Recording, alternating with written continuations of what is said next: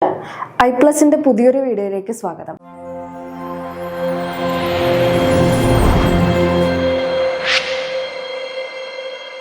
നമുക്കറിയാം UGC net എക്സാമിന് question paper discuss ചെയ്യുക അല്ലെങ്കിൽ ക്വസ്റ്റ്യൻ പേപ്പർ വർക്കൗട്ട് ചെയ്യുക എന്ന് പറയുന്നത് വളരെ ഇമ്പോർട്ടൻ്റ് ആണ്. നമ്മൾ കഴിഞ്ഞ ഒരു വർഷത്തെ UGC നെറ്റ് സൈക്കോളജിയുടെ ക്വസ്റ്റ്യൻ പേപ്പറാണ് ഡിസ്കസ് ചെയ്യാനായിട്ട് പോകുന്നത്.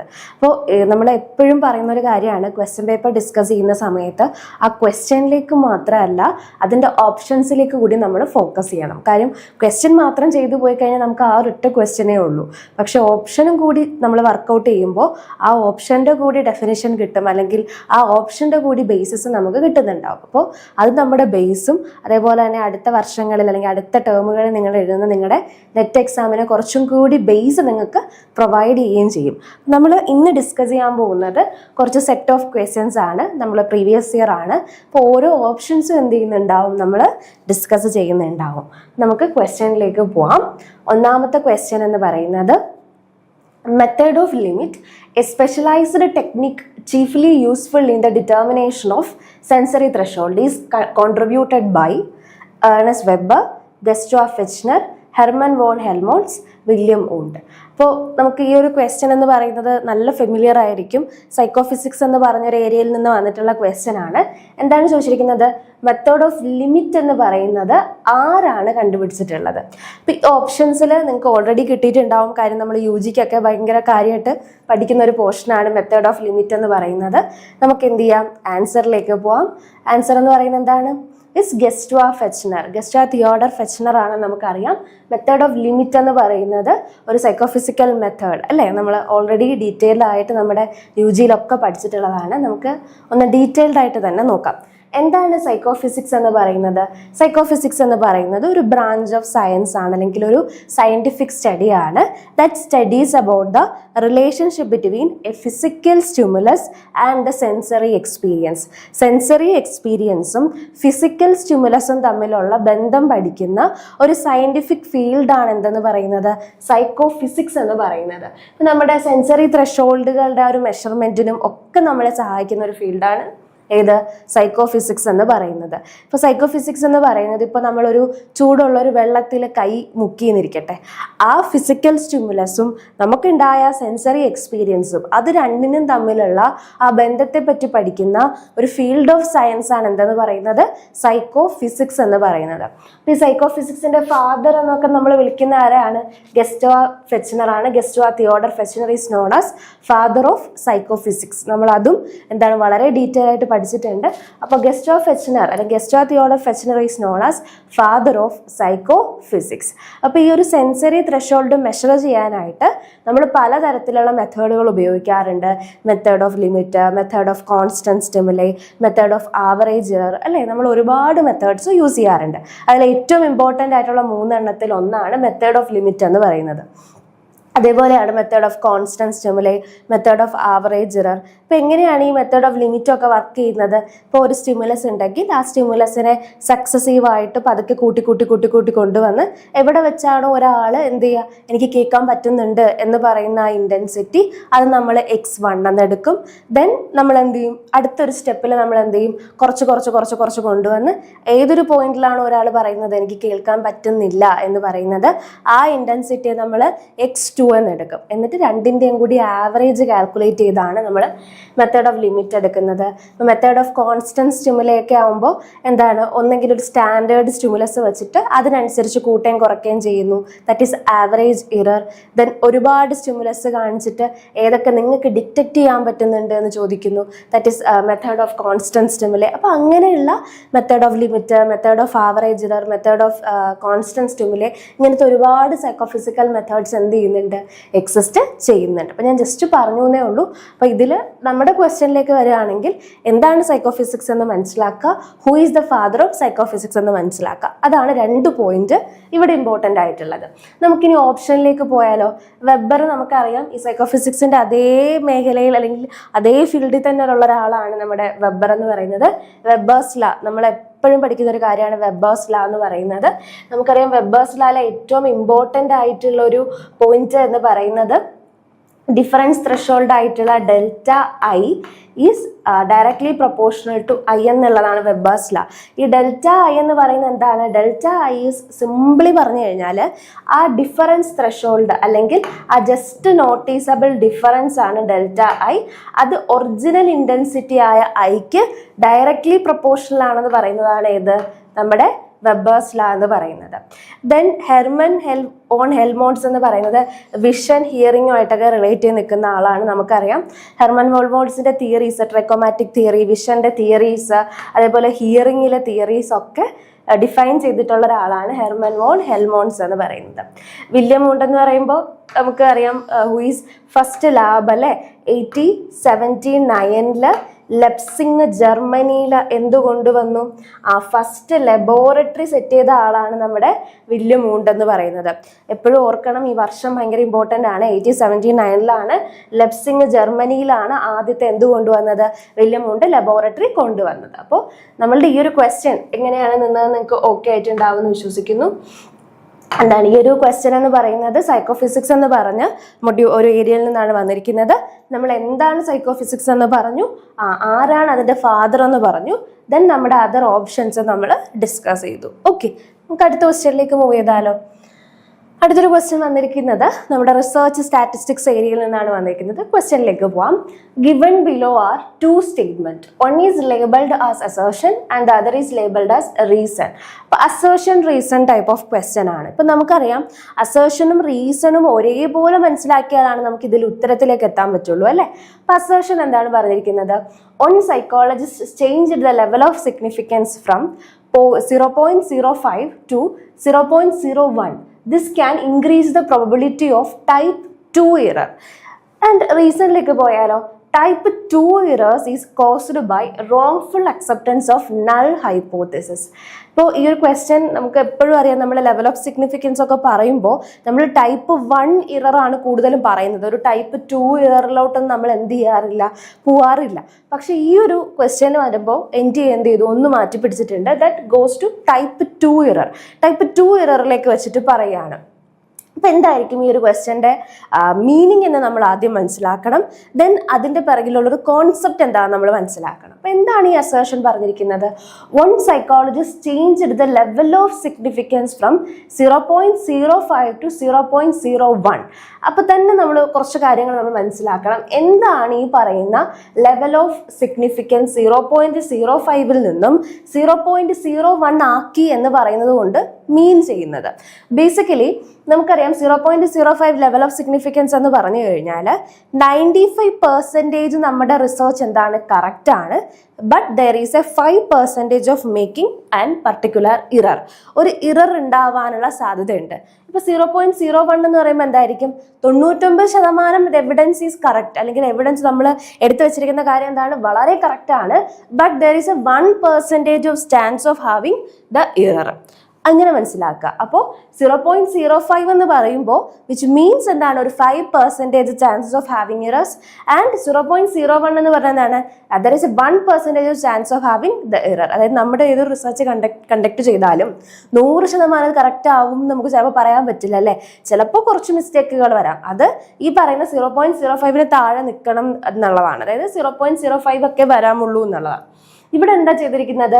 അത് ആ സിഗ്നിഫിക്കൻസ് 0.05 നിന്നും 0.01 ആക്കി എന്ത് ചെയ്തു, ചേഞ്ച് ചെയ്തു. ദേ ഷിഫ്റ്റഡ് എന്നുള്ളതാണ്. അപ്പൊ അങ്ങനെയാണെങ്കിൽ എന്താണ്, probability of type 2 error increase ചെയ്യുന്നു. Type 2 errors is caused by wrongful acceptance of null hypothesis. Null hypothesis wrong ആയിട്ട് അക്സെപ്റ്റ് ചെയ്യുമ്പോഴാണ് ടൈപ്പ് 2 ഇറർ ഉണ്ടാവുന്നത് എന്നാണ് എന്ത് വന്നിരിക്കുന്നത്, റീസൺ വന്നിരിക്കുന്നത്. അപ്പൊ നമുക്ക് ആൻസർ നോക്കുന്നതിന് മുമ്പ് നമ്മുടെ അസേർഷന്റെ ഓപ്ഷൻസ് നോക്കാം. Both A and R are correct and R is correct explanation of A. രണ്ടാമത്തെ എന്താണ്, both A and R are correct but R is not the correct explanation of A. Then third option എന്താണ്, A is correct but R is not correct, A is not correct but R is correct. അപ്പൊ ഏതായിരിക്കും correct ഉത്തരം എന്ന് നമുക്ക് നോക്കാം. ഞാൻ detail ആയിട്ട് തന്നെ എക്സ്പ്ലെയിൻ ചെയ്തു തരും. നമുക്ക് ഉത്തരം വരുന്നത് both A and R are correct and R is the correct explanation of A എന്നുള്ളതാണ്. എന്തുകൊണ്ട് ഈ ഒരു ഓപ്ഷൻ വന്നു നമുക്ക് ആദ്യം നോക്കാം. അപ്പോൾ ആദ്യമായിട്ട് മനസ്സിലാക്കേണ്ടത് എന്താണ് ഈ പറയുന്ന ടൈപ്പ് 1 ഇറർ, എന്താണ് ടൈപ്പ് 2 ഇറർ എന്നുള്ളതാണ്. ടൈപ്പ് 1 എന്ന് പറയുന്നത് rejecting A null hypothesis when it is true എന്നുള്ളതാണ് ടൈപ്പ് 1 ഇറർ. എന്താണ് type 1 error? Rejecting A null hypothesis when it is true.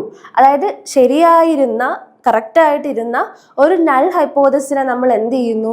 Reject ചെയ്യുന്നു. Rejecting A null hypothesis when it is true എന്നുള്ളതാണ് type 1 error എന്ന് പറയുന്നത്. Okay, പക്ഷെ type 2 error എന്ന് പറയുമ്പോൾ അങ്ങനെയല്ല. നമ്മൾ ഈ പറഞ്ഞ ടൈപ്പ് 1ന് നേരെ ഓപ്പോസിറ്റാണ്. Accepting a null hypothesis when it is false is called type 2 error. അപ്പോൾ ഞാൻ ഒന്നും കൂടി ഒന്ന് ക്ലാരിഫൈ ചെയ്യാം. ഏറ്റവും ഇമ്പോർട്ടൻ്റ് ആയിട്ടൊരു പോയിന്റ് ആണ് നമ്മൾ പറയുന്നത്. എന്താണ് നമ്മൾ പറഞ്ഞത്? rejecting a null hypothesis when it is true ആയിരുന്ന ഒരു എന്താണ് നൾ ഹൈപ്പോത്തിസിനെ റിജക്റ്റ് ചെയ്യുന്നതാണ് ടൈപ്പ് 1 ഇറർ എന്ന് പറയുന്നത്. ടൈപ്പ് 2 ആയപ്പോൾ എന്തായി? അക്സെപ്റ്റ് ചെയ്യുന്നു. ഒരു തെറ്റായിട്ടുള്ള നൾ ഹൈപ്പോത്തിസിസിനെ എന്ത് ചെയ്യുന്നു? അക്സെപ്റ്റ് ചെയ്യുന്നു എന്നുള്ളതാണ്. അപ്പൊ നമുക്ക് നമ്മുടെ ക്വസ്റ്റ്യനിലേക്ക് ഒന്ന് പോയിട്ട് വരാം. ക്വസ്റ്റ്യനിൽ റീസൺ എന്ന് പറയുന്നത് ഈ ടൈപ്പ് 2 ഇറർ ആയിരുന്നു അല്ലെ. അപ്പൊ എന്താണ് ടൈപ്പ് 2 ഇററിനെ പറ്റി പറഞ്ഞേക്കുന്നത് നോക്കാം. Type 2 error is caused by wrongful acceptance of null hypothesis. Correct ആണ്, റീസൺ കറക്റ്റ് ആണ്. നമ്മൾ ഓൾറെഡി പറഞ്ഞു ടൈപ്പ് 1 ഇറർ എന്ന് പറയുന്നത് എന്താണ്? Rejecting A null hypothesis when it is true. Type 2 എന്ന് പറയുന്നത് എന്താണ്? Accepting a null hypothesis when it is wrong എന്നുള്ളതാണ്. അപ്പോൾ കോസ്ഡ് ബൈ റോങ്ഫുൾ അക്സെപ്റ്റൻസ്, തെറ്റായ അക്സെപ്റ്റൻസ് ഓഫ് എന്ത്? Null hypothesis. അപ്പൊ റീസൺ കറക്റ്റ് ആയി. ദെൻ ഈ ഒരു അസേർഷൻ എങ്ങനെ റിലേറ്റ് ചെയ്ത് നിൽക്കുന്നു എന്നും കൂടിയാണ് നമുക്ക് ഇനി ഡിസ്കസ് ചെയ്യാനായിട്ടുള്ളത് അല്ലേ. അപ്പൊ എങ്ങനെയാണ് ഈ പറയുന്ന അസേർഷൻ ഇതുമായി റിലേറ്റ് ചെയ്ത് നിൽക്കുന്നത് നോക്കാം. സിമ്പിൾ ആയിട്ട് മനസ്സിലാക്കേണ്ടത്, അതായത് കോൺസെപ്റ്റ് ചിലർക്ക് അങ്ങോട്ട് മനസ്സിലാവാതെ വരാറുണ്ട്. അവർ സിമ്പിളായിട്ട് മനസ്സിലാക്കേണ്ടത്, നമ്മൾ ലോവർ ചെയ്യുമ്പോൾ, അതായത് ഈ പറയുന്ന 0.05 നിന്നും 0.01 നമ്മൾ ലെവൽ ഓഫ് സിഗ്നിഫിക്കൻസ് ലോവർ ചെയ്യാണ് ചെയ്യുന്നത്. ആ കോൺസെപ്റ്റ് നിങ്ങൾക്ക് കിട്ടിയിട്ടുണ്ടാവും അല്ലേ. അതായത് 95% നമ്മുടെ കയ്യിൽ എവിഡൻസ് ഉള്ളതാണ് 0.05. 0.01 എന്ന് പറഞ്ഞാൽ എന്താണ്? 99% നമ്മുടെ കയ്യിൽ കറക്റ്റ് ആയിട്ടുള്ള ഇൻഫർമേഷൻ ഉള്ളതാണ്. അപ്പോൾ ഇത് സിംപ്ലി മനസ്സിലാക്കുക, ഇറ്റ്സ് അബൌട്ട് ലോവറിങ് അല്ലേ. നമ്മൾ ലോവർ ചെയ്തുകൊണ്ട് വരികയാണ്, ലെവൽ ഓഫ് സിഗ്നിഫിക്കൻസ് കുറച്ചു കൊണ്ടുവരികയാണ്. അപ്പോൾ എന്താണ്? ലോവർ ചെയ്യുന്നത് സ്ട്രിക്റ്റർ ആക്കുകയാണ്. നമ്മളുടെ റിസർച്ച് എന്ന് പറയുന്നത് അത്രത്തോളം ആക്യുറേറ്റ് ആവുകയാണ്, അല്ലെങ്കിൽ സ്ട്രിക്റ്റ് ആവുകയെന്ന് മനസ്സിലാക്കുക. അത് ടൈപ്പ് 2 ഇററിനെ കൂട്ടും. ടൈപ്പ് 2 ഇററിന് എന്ത് ചെയ്യും? കൂട്ടും. സിമ്പിളായിട്ട് മനസ്സിലാക്കേണ്ടത്, എന്താണോ ലോവർ ചെയ്ത് കഴിഞ്ഞാൽ ടൈപ്പ് 2 ഇറർ കൂടും. ഓക്കെ, എന്താണപ്പോൾ? ഇൻവേഴ്സ്ലി പ്രൊപ്പോർഷണൽ അല്ലേ. അതായത് ലെവൽ ഓഫ് സിഗ്നിഫിക്കൻസ് 0.05 നിന്നും 0.01 കുറച്ചു കൊണ്ടുവന്നാൽ ടൈപ്പ് 2 ഇറർ കൂടും. That is inversely proportional. ഇങ്ങനെ മനസ്സിലാക്കുക, ലോവർ ചെയ്താൽ ലെവൽ ഓഫ് സിഗ്നിഫിക്കൻസ് കുറച്ചാൽ ടൈപ്പ് 2 ഇറർ കൂടും. അപ്പൊ ടൈപ്പ് 1 ഇറർ ആയിരുന്നെങ്കിൽ എന്ത് പറ്റിയേനെ? ടൈപ്പ് 1 ഇറർ ആയിരുന്നെങ്കിൽ ടൈപ്പ് 1 ഇറർ ആവുമ്പോൾ that will also lower. Okay, അപ്പോൾ എന്ത് ചെയ്യുക? ഇങ്ങനെ പഠിച്ചു വെക്കുക. നമ്മളിങ്ങനെ ലോവർ ചെയ്ത് കഴിഞ്ഞാൽ ഇതെന്താണ്? ഡയറക്ട്ലി പ്രൊപ്പോർഷണൽ ആയിട്ട് നിൽക്കുന്ന ഏതാണ്? നമ്മുടെ ടൈപ്പ് 1 ഇറർ. ലോവർ ചെയ്യുന്ന സമയത്ത് ഡയറക്ട്ലി പ്രൊപ്പോർഷണൽ ആണ് ആര്? Type 1 error. ടൈപ്പ് 2 ഇറർ എന്ന് പറയുന്നത് ഇൻവേഴ്സ്ലി പ്രൊപ്പോർഷണൽ ആണ്. ഇങ്ങനെ ഓർത്തു വെച്ചൂടെ നിങ്ങൾക്ക്? ഇങ്ങനെ ഓർത്ത് വെച്ചൂടെ? അതായത് നമ്മൾ 0.05 നിന്നും 0.01 മാറ്റുമ്പോൾ it's inversely proportional. And lower ചെയ്യുന്ന സമയത്ത് ടൈപ്പ് 2 ഇററിൽ നിന്നും മാറി type 1 error is directly proportional.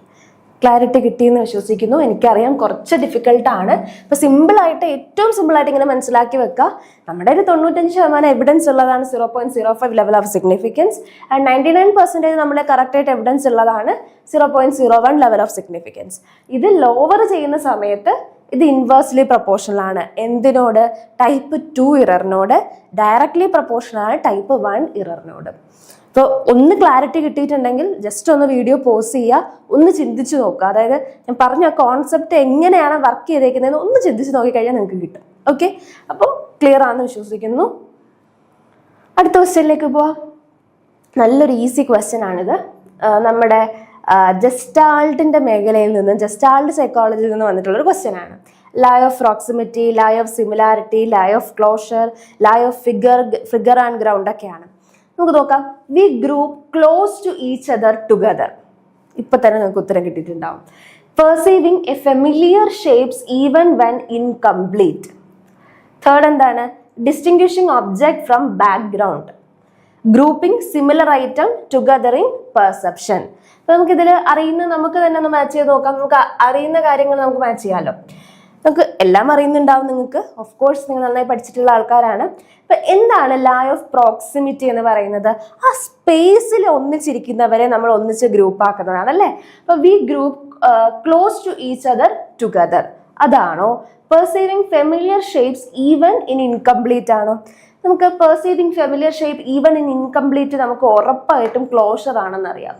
It's closure. Then grouping similar item together in perception is similar അല്ലേ? ലോ ഓഫ് ഫിഗർ ഗ്രൗണ്ട് എന്താണ് പറയുന്നത്? Distinguishing object from background and proximity is proximus. അപ്പൊ എന്തൊക്കെ വരും? എ എന്ന് പറയുന്നത് 1 ആന്ന് വരും. ബി എന്ന് പറയുന്നതാണ് 4 എന്ന് വരും. സി എന്ന് പറയുന്നത് നമ്മുടെ ലോ ഓഫ് ക്ലോഷർ എന്ന് പറയുമ്പോൾ 2 വരും. ആൻഡ് ഡി എന്ന് പറയുന്നത് ഫിഗർ ഗ്രൗണ്ട് ആകുമ്പോഴത്തേക്കും ഇറ്റ്സ് 3 എന്ന് വരും അല്ലെ? എ 1, ബി 4, സി 2, ഡി 3 എന്നാണ് വരുന്നത്. നമുക്കിനി ആൻസർ കീ കൂടെ ചെക്ക് ചെയ്ത് നോക്കാം. A1, B4, C2, D3. നമ്മൾ പറഞ്ഞ കറക്റ്റ് സെയിം തന്നെയാണ് വന്നിരിക്കുന്നത്. ഓരോന്നും ഡീറ്റെയിൽ ആയിട്ട് നോക്കാം. ഇപ്പൊ ജസ്റ്റാൾട്ട് പ്രിൻസിപ്പിൾസിൽ പ്രോക്സിമിറ്റി പറയുന്നത് നമ്മൾ എന്ത് ചെയ്യുക, ഒരു ഗ്രൂപ്പിൽ ഇരിക്കുന്നതെങ്കിൽ നമ്മളൊരു സ്പേസിൽ ഒന്നിച്ചിരിക്കുന്നവരെല്ലാം നമ്മളൊരു ഗ്രൂപ്പ് ആക്കും എന്ന് പറയുന്നതാണ് പ്രോക്സിമിറ്റി. സിമിലർ ആയിട്ടുള്ളത് നമ്മൾ ഗ്രൂപ്പ് ആക്കും എന്ന് പറയുന്നതാണ് സിമിലാരിറ്റി. ക്ലോഷർ എന്ന് പറയുന്നത് ഇൻകംപ്ലീറ്റ് ആയിട്ട് നിൽക്കുന്ന ഫിഗേഴ്സിനെ നമ്മൾ കംപ്ലീറ്റ് ആയിട്ടാണ് പെർസീവ് ചെയ്യുക. അപ്പൊ അതിനൊരു എക്സാമ്പിൾ പറയുകയാണെങ്കിൽ ഇപ്പോൾ ഒരു ട്രയാങ്കിൾ വരയ്ക്കുന്ന സമയത്ത് ഇങ്ങനെയുള്ളൊരു ഫിഗറാണ് നമുക്ക് കിട്ടിയെന്നിരിക്കട്ടെ. നമ്മൾ ഇതിനെ ഒരു ട്രയാങ്കിൾ ആയിട്ട് കൺസിഡർ ചെയ്യും. കാര്യം എന്താണ്? അത് ഈവൻ ദോ അത് കറക്റ്റ് അല്ല, അല്ലെങ്കിൽ അത് കംപ്ലീറ്റ് അല്ലെങ്കിൽ കൂടി നമുക്ക് എന്തൊരു ടെൻഡൻസി വരും? ഇതിനെ കംപ്ലീറ്റ് ആയിട്ട് പെർസീവ് ചെയ്യാനുള്ള ടെൻഡൻസി നമുക്ക് വരും എന്നുള്ളതാണ്. അപ്പൊ ക്ലോഷർ ഒന്ന് മനസ്സിലാക്കുക. ഫിഗർ ഗ്രൗണ്ട് ആകുമ്പോൾ ഒബ്ജക്റ്റിനെയും ബാക്ക്ഗ്രൗണ്ടിനെയും തമ്മിൽ ഡിഫറൻഷിയേറ്റ് ചെയ്യുന്നതാണ്. ഇപ്പൊ ജസ്റ്റാൾട്ട് സൈക്കോളജി എന്ന് പറയുമ്പോഴേ നമ്മൾ ഓർക്കേണ്ട 2-3 പേരുകളുണ്ട്. Koffka, Kohler, Wertheimer. Whole is greater than sum of its part. മറന്നു പോകരുത്. Whole is greater than sum of its part എന്നുള്ളതാണ്. ചെറിയ ചെറിയ ഗ്രൂപ്പുകൾ ചേർന്നാണ് ഒരു ഹോൾ ആയിട്ട് മാറുന്നത് അല്ലെ? അപ്പൊ ആ ഒരു കോൺസെപ്റ്റ് മറന്നു പോകരുത്. കോഫ്ക, കൊഹ്ലർ, വെത്തൈമർ ആണ് 3 പേരാണ് ഈ ഒരു കോൺസെപ്റ്റ് കൊണ്ടുവന്നിരിക്കുന്നതും ഓർക്കണം. ഓക്കെ, അടുത്ത ക്വസ്റ്റ്യനിലേക്ക് പോകാം നമുക്ക്. അടുത്തതും വീണ്ടും ഒരു മാച്ച് ദ ഫോളോയിങ് ആണ്. സോഷ്യൽ സൈക്കോളജിയിൽ നിന്നാണ് ഈ ഒരു ക്വസ്റ്റ്യൻ വന്നിരിക്കുന്നത്. ഒരുപാട് തിയറീസുകൾ കൊടുത്തിട്ടുണ്ട്. നമ്മൾ തിയറിസ്റ്റുകളെ മാച്ച് ചെയ്യുക എന്നുള്ളതാണ്. അപ്പോൾ ക്വസ്റ്റ്യൻ കുറച്ച് ഇറങ്ങിയിട്ടാണുള്ളത്. ജസ്റ്റ് നമുക്ക് നോക്കി നോക്കാം. Correspondent indifference, covariation theory, planned behaviour, then social option നോക്കി നോക്കാം.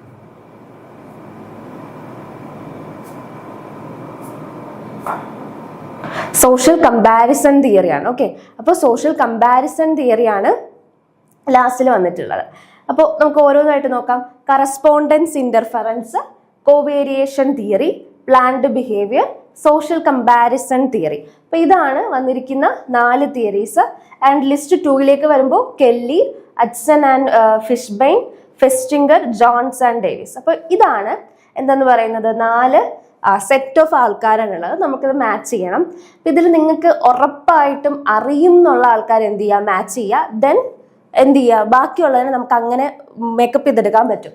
അപ്പൊ correspondence interference theory, covariation theory, planned behaviour, social comparison. ആരായിരിക്കും? നിങ്ങൾ ഒന്ന് ട്രൈ ചെയ്ത് നോക്കിയാൽ സോഷ്യൽ കമ്പാരിസൺ ആണ് കേട്ടോ. ഓപ്ഷൻ ഡി പറയുന്നത് സോഷ്യൽ കമ്പാരിസൺ ആണ്. നിങ്ങളൊന്ന് ട്രൈ ചെയ്ത് നോക്കിയേ ഏതായിരിക്കും. നമുക്ക് ഡീറ്റെയിൽ ആയിട്ട് തന്നെ പോവാം. അപ്പോൾ നമുക്ക് ആൻസറിലേക്ക് പോവാം.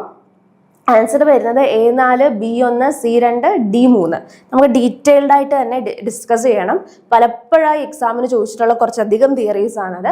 നമുക്ക് ഓരോ തിയറീസ് ആയിട്ട് പോവാം. ആദ്യത്തെ തിയറി എന്ന് പറയുന്നത് കറസ്പോണ്ടന്റ് ഇൻഫറൻസ് തിയറി എന്നുള്ളതാണ്. കറസ്പോണ്ടന്റ് ഇൻഫറൻസ് തിയറി എന്ന് പറയുന്നത് Edward Jones and Keith Davis, Jones and ഡേവിസിന്റെ തിയറിയാണ് കറസ്പോണ്ടന്റ് ഇൻഫറൻസ് തിയറി എന്ന് പറയുന്നത്.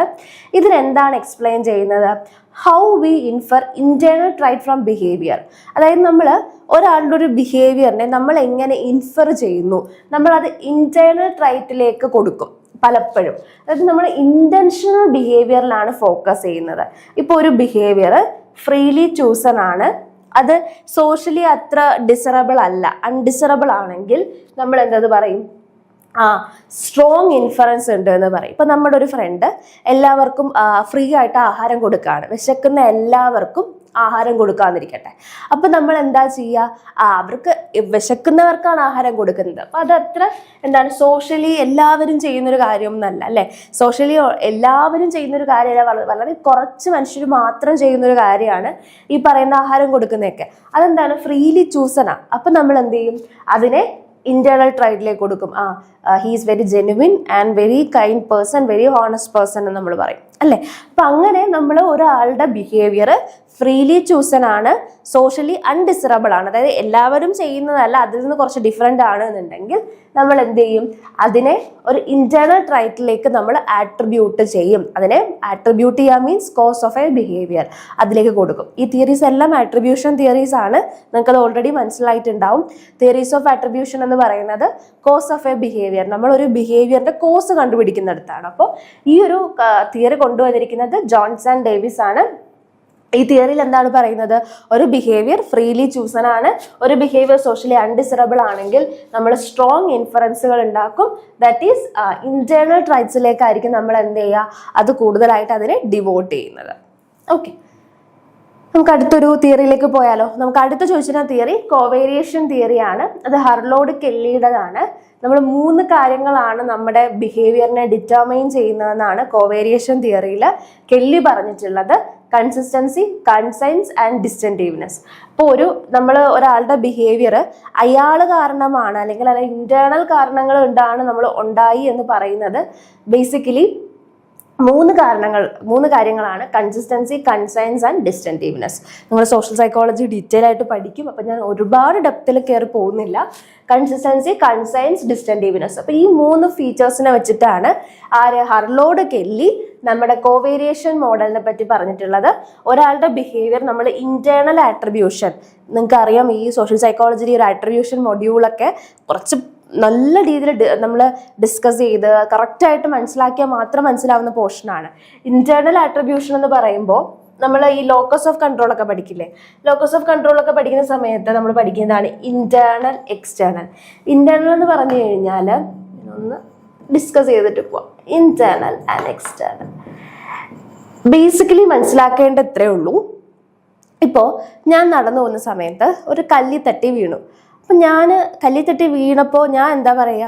ആരോ ഈ കല്ല് എന്നെ വീഴ്ത്താൻ വേണ്ടി മനഃപൂർവ്വം അവിടെ കൊണ്ടുവച്ചതാന്ന് പറയും.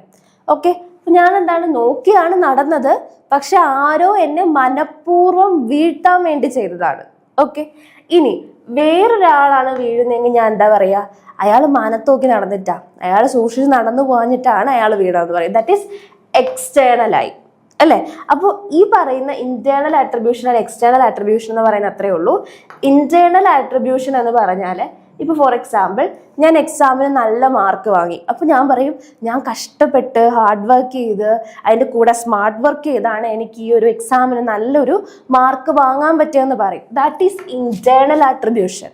ഇനി എക്സ്റ്റേണൽ ആകുമ്പോൾ ആ ടീച്ചർ ഒന്നും പഠിപ്പിച്ചില്ല, അതുകൊണ്ട് എനിക്ക് ഒന്നും പഠിക്കാൻ പറ്റിയില്ല, അതുകൊണ്ടാണ് ഞാൻ എക്സാമിന് മുട്ടിയതെന്ന് പറയും. That is external attribution. അപ്പോൾ ഒരാൾ ഇങ്ങനെ ഇന്റേണൽ ആട്രിബ്യൂഷൻ നടത്തണമെങ്കിൽ അവിടെ ഹൈ കൺസിസ്റ്റൻസിയും ലോ കൺസൈൻസും ആയിരിക്കണം ഉണ്ടാവേണ്ടത്. ഓക്കെ, അതായത് കൺസിസ്റ്റൻസി എന്ന് പറയുമ്പോൾ എല്ലാ സാഹചര്യത്തിലും ഒരേപോലെയാണോ നമ്മൾ പെരുമാറുന്നത്.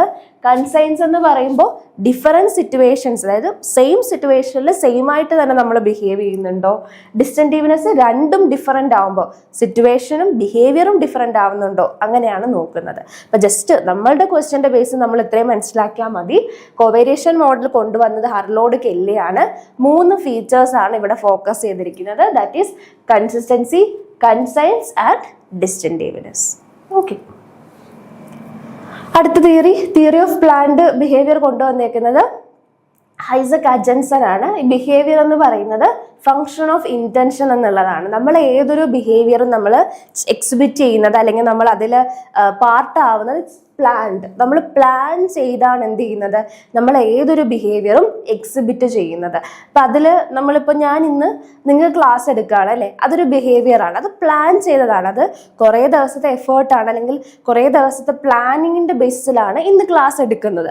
അപ്പോൾ that is A planned behaviour അല്ലേ.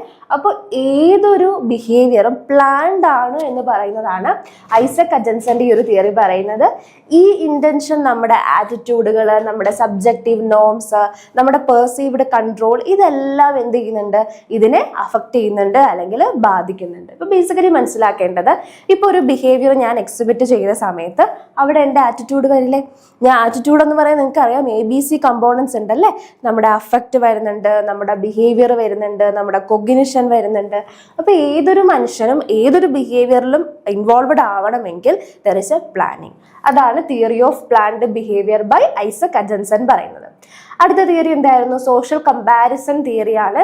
ലിയോൺ ഫെസ്റ്റിംഗറിന്റെ തിയറിയാണ് സോഷ്യൽ കമ്പാരിസൺ തിയറി. നമ്മൾ കൊഗ്നിറ്റീവ് ഡിസോണൻസ് ഒക്കെ നമ്മൾ പഠിക്കാറില്ലേ, സെയിം ആ തിയറി തന്നെയാണ്. People evaluate themselves by comparing with others അല്ലെ. നമ്മൾ എപ്പോഴും മറ്റുള്ളവരുമായിട്ട് കമ്പയർ ചെയ്തുകൊണ്ട് നമ്മൾക്കൊരു വാല്യൂ ഇടുന്നു. That is social comparison. അതെപ്പോഴും അപ്വേർഡ് കമ്പാരിസണും ഉണ്ടാവാം, ഡൗൺവേർഡ് കമ്പാരിസണും ഉണ്ടാവാം. എന്താണ് അപ്വേർഡ് കമ്പാരിസൺ? നമ്മളെക്കാട്ടിയും സ്റ്റാറ്റസ് കൂടിയ അല്ലെങ്കിൽ നമ്മൾക്കൊരു നമ്മൾ പറയില്ലേ നമ്മളെക്കാട്ടി ഒരു മുകളിലാണ്, അങ്ങനെയുള്ള ആൾക്കാരുമായിട്ട് നമ്മളെ കമ്പയർ ചെയ്ത് കഴിഞ്ഞാൽ ദാറ്റ് ഈസ് അപ്വേർഡ്. ഡൗൺവേർഡ് എന്ന് പറയുമ്പോൾ എന്താണ്, നമ്മളെക്കാട്ടിയും താഴെയുള്ള, അത് ഏത് ടേംസിൽ വേണമെങ്കിലും ആവാം. ചിലപ്പോൾ സ്റ്റാറ്റസ് ആയിരിക്കാം, ചിലപ്പോൾ ഏജ് ആയിരിക്കാം, ചിലപ്പോൾ പവർ ആയിരിക്കാം. എന്തായാലും നമ്മളെക്കാൾ താഴെയുള്ള ആൾക്കാരുമായി നമ്മൾ കമ്പയർ ചെയ്യുമ്പോൾ ദാറ്റ് ഈസ് ഡൗൺവേർഡ് കമ്പാരിസൺ. നമുക്ക് മുകളിലുള്ള ആൾക്കാരെ നമ്മൾ കമ്പയർ ചെയ്യുമ്പോൾ that is upward comparison. So ഇത്രയാണ് എന്ത് ചെയ്തിരിക്കുന്നത്, ഇതിൽ പറഞ്ഞിട്ടുണ്ടായ തിയറീസ്. അപ്പൊ നമ്മുടെ ക്വസ്റ്റ്യൻ എന്ന് പറയുന്നത് ബേസിക്കലി ആരാണ് ഈ തിയറീസ് കൊണ്ടുവന്നത് അവരെ കണക്ട് ചെയ്യാനായിരുന്നു. അതിൽ കറസ്പോണ്ടന്റ് ഇൻഫറൻസ് തിയറി ഉണ്ടായി, കോവേരിയേഷൻ തിയറി ഉണ്ടായി, പ്ലാൻഡ് ബിഹേവിയർ ഉണ്ടായി, സോഷ്യൽ കമ്പാരിസൺ തിയറീസും ഉണ്ടായി. അപ്പൊ അതിൽ കറസ്പോണ്ടന്റ് ഇന്റർഫറൻസ് തിയറി നമ്മൾ ഓൾറെഡി ഡിസ്കസ് ചെയ്തു, കോവേരിയേഷൻ തിയറി ഡിസ്കസ് ചെയ്തു, planned behaviour and social comparison. അപ്പൊ ഈ തിയറീസ് എല്ലാം എന്താണ്, നമ്മുടെ ഒരു എക്സാം പോയിന്റ് ഓഫ് വ്യൂവിൽ പല തരത്തിൽ നമ്മൾ ഈ ഡിസ്കസ് ചെയ്യുന്ന ക്വസ്റ്റ്യൻ പേപ്പറിൽ തന്നെ ഇനിയും ഈ തിയറീസ് ഒക്കെ ചോദിക്കുന്നുണ്ട്. കറക്റ്റായിട്ട് ഈ തിയറീസ് സോഷ്യൽ സൈക്കോളജിയിൽ എന്ത് ചെയ്യുക, നോക്കി വെക്കുക എന്നുള്ളതാണ്. നമുക്ക് ഇനിയും കുറച്ച് ക്വസ്റ്റ്യൻസ് ഡിസ്കസ് ചെയ്യാനുണ്ട്, അടുത്തൊരു വീഡിയോയിൽ ഡിസ്കസ് ചെയ്യാം. താങ്ക്